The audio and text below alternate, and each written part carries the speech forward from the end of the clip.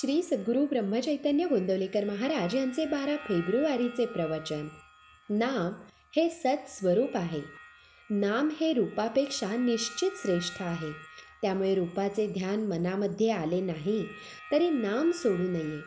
पुढे रूप आपोआप येऊ लागेल.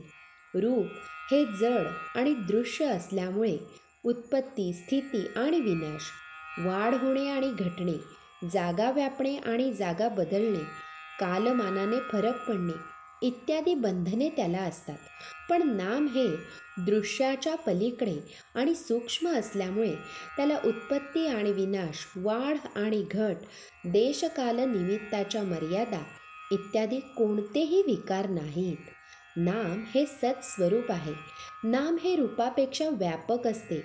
व्यापक वस्तूचे क्षेत्र मोठे असल्याने तिच्यामध्ये शक्ती देखील अधिक असते. जिच्यामध्ये शक्ती जास्त असते ती वस्तू अधिक स्वतंत्र असते. जी वस्तू अधिक स्वतंत्र असते तिला बंधने किंवा मर्यादा कमी असतात.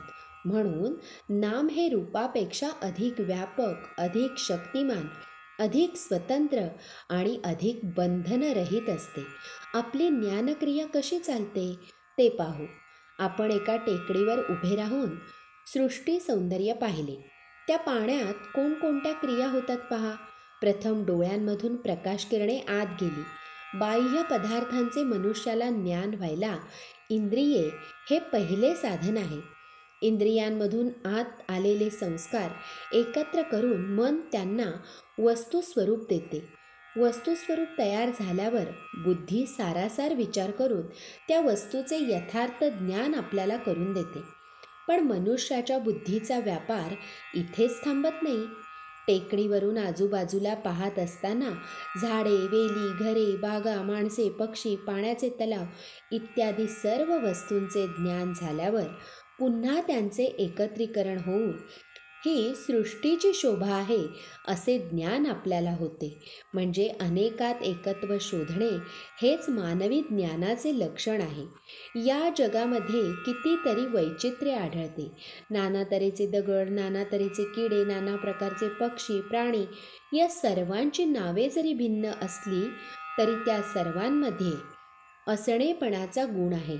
म्हणजे सजीव प्राणी झाला तरी तो आहे आणि निर्जीव वस्तू झाली तरी तीही आहे. एवढेच काय, पण आनंदाला सुद्धा आहेपणाचा गुण आहे. या असणेपणाच्या गुणाला नाम असे म्हणतात. यालाच ओंकार असे म्हणतात. ओंकारातून सर्व सृष्टी उगम पावली. ओंकार हे परमात्म्याचेच स्वरूप आहे. अर्थात नाम म्हणजे सत होय.